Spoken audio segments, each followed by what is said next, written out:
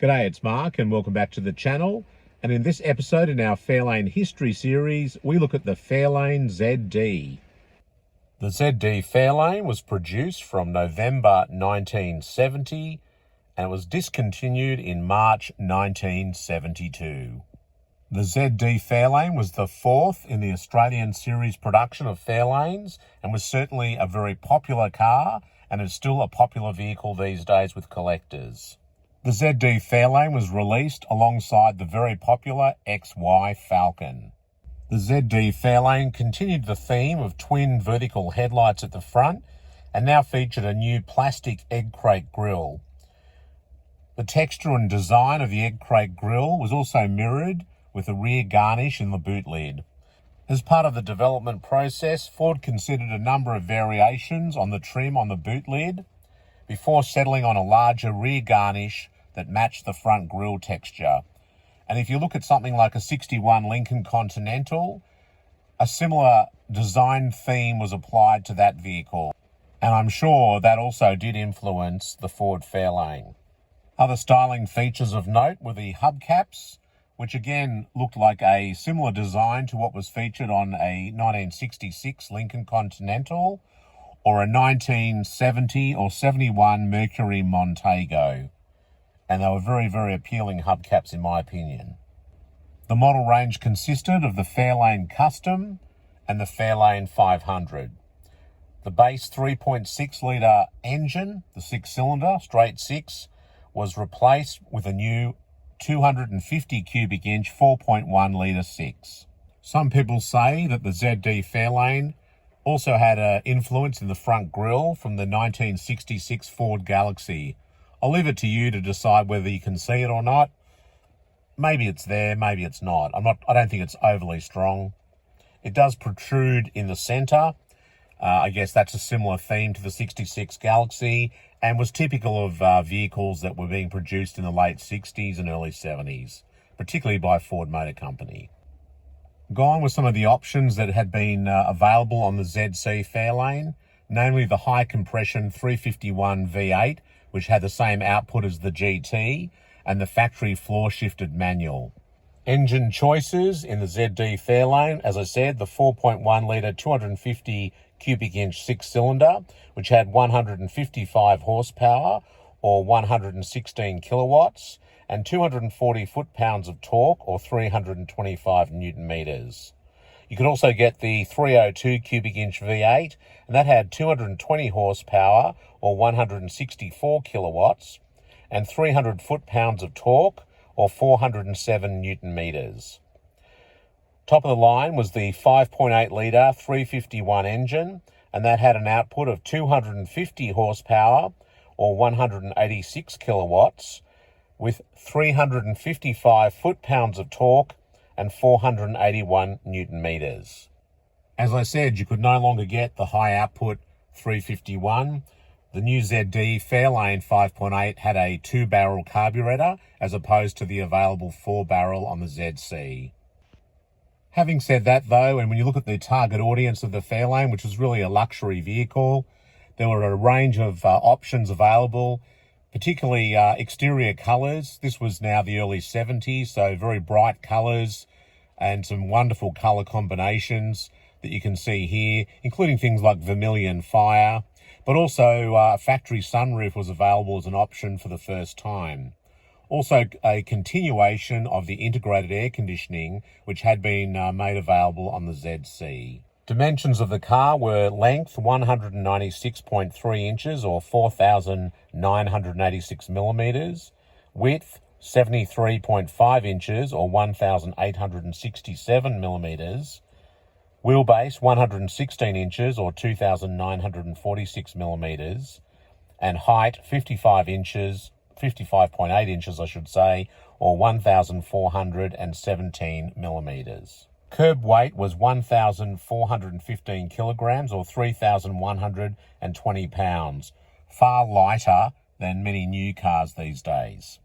Available transmissions were in the 250 cubic inch 6, a 3-speed fully synchromesh manual on the column, which was standard, or a select shift Cruise-O-Matic automatic column shift as an option.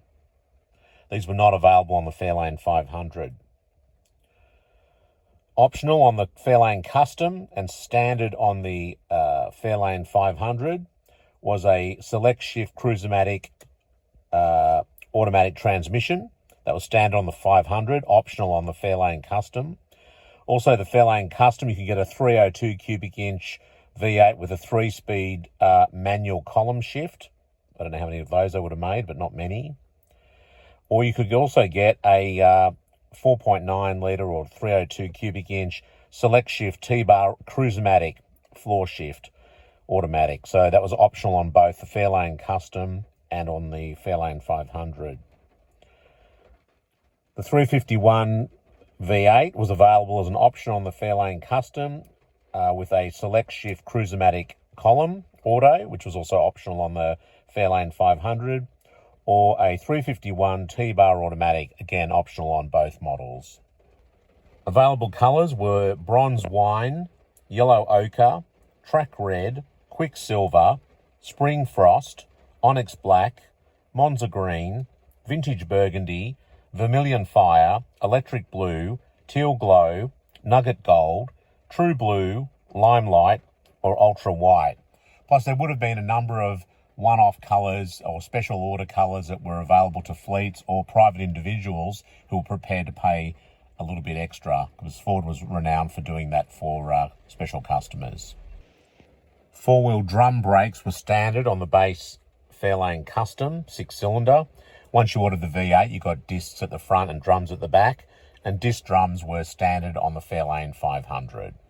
Options on the Fairlane 500 included a sliding steel sunroof, as I mentioned, the Select Air integrated air conditioning, a stereo radio tape player, a new centre sports console, which would have gone with the T-bar, nylon weave seat trim, vinyl roof, laminated graduated tint front windscreen, a full-width front seat with a folding armrest. Now, the bench seat was standard in the Fairlane Custom, and the twin comfort lounge seats were optional in the Fairlane 500, but you could order a Fairlane 500 with that bench seat. So you had individually, adjustable backrest, but a bench seat that was available as an option.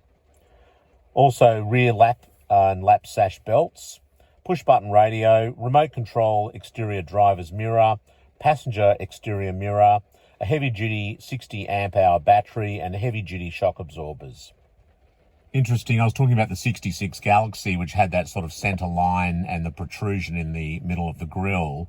But also, if you look at a 69 Galaxy, you can also see that colour-keyed central point of the grille in that design as well. They weren't colour-keyed on the Fairlane ZDs, but again, that theme was something that I guess Ford was using on both the earlier Galaxy and 66, but also the 69 model as well. Other available options included mag alloy sports road wheels, low competition type suspension, a high ride suspension for rural customers who wanted additional ground clearance, a limited slip differential, dual exhaust system, red line tyres, how cool do they look, and white wall tyres, how cool do they look. The ZD Fairlane was the end of that body style, if you like, with before the ZF was launched, and similarly with the Falcon as well. It was part of that older generation of design, and the cars went up against, in terms of the Fairlane, the VG VIP Valiant, and then ultimately the Chrysler by Chrysler, and from a Holden point of view, the HG Brougham, but then also the new generation car they released, which was the HQ Statesman. So you had a situation where Ford was sort of, I guess, competing with two different generations of vehicle. You know, this was the end of the older generation design-wise with the ZD and also the XY. And they were competing with, in the case of the Fairlane, the VG VIP Chrysler and also the HG Brougham. But then during the model life where the ZD was still available, in the latter part of that, both Holden and Chrysler had released new luxury models, which reflected, I guess, their short wheelbase vehicles as well. in the form of the HQ Statesman and the Chrysler by Chrysler. But obviously Ford was soon to respond with their ZF Fairlane, but that's for another episode. Country and Western Star, well-known Country and Western Star Slim Dusty, had a Wild Violet, which is a purple, factory purple ZD Fairlane. I think he featured that on some of his album covers, and that was quite a well-known car. I believe that's still in the museum. There's a Slim Dusty museum, and that car still exists. That's pretty cool. As I said before, you know, there's some way out 70s colours during this period, which also would flow into the following model as well. My older brother had a ZD Fairlane. He had a lot of cars. He used to change his cars pretty often. He had a ZD Fairlane. It was a dark green.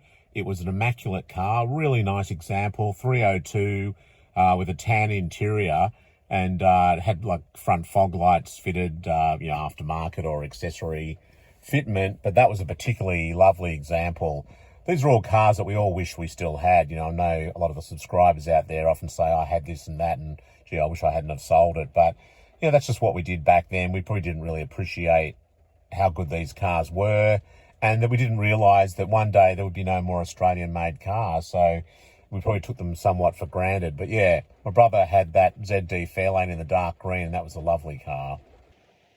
Another interesting point was, if you look at the early brochures, you can see that the dashboard that was depicted for the ZD had that silver background to the speedometer, and it also had a horn ring in the steering wheel. And I assume that some of the early build cars featured this, but the ones I've seen, and the majority of cars, actually had the black background dashboard, and they deleted the horn ring in later production. I'm not sure what the changeover was. I'm sure there's someone out there who'll tell us. But, yeah, it's interesting. When you look at the brochures, you can see that only the early series was depicted. Now, I haven't gone right through my brochures. Maybe they did update the brochure at some stage, but that's what I've been able to find so far. Total production for the ZD Fairlane was 12,797 units. Again, highly successful for Ford, and it maintained market leadership in the luxury car segment. Well, I hope you enjoyed that episode on the Fairlane ZD. Please be sure to watch all the Fairlane episodes on the playlist, ZA, ZB, ZC, and now this current one, the ZD. Plus, there'll be more episodes coming up on the full model history of the Fairlane. Also, check out the Falcon History Series if you haven't already. There's a full playlist there on the homepage. You can watch from XK right through to FGX. There's also a Chrysler Valiant series, and there's also a Holden Commodore series, plus a whole lot more. So anyway, thanks very much for watching. If you can really help the channel, give the episode a thumbs up. It makes a big difference. And please hit that subscribe button so you don't miss a future episode. Thanks very much for watching, and we'll see you next time. Bye.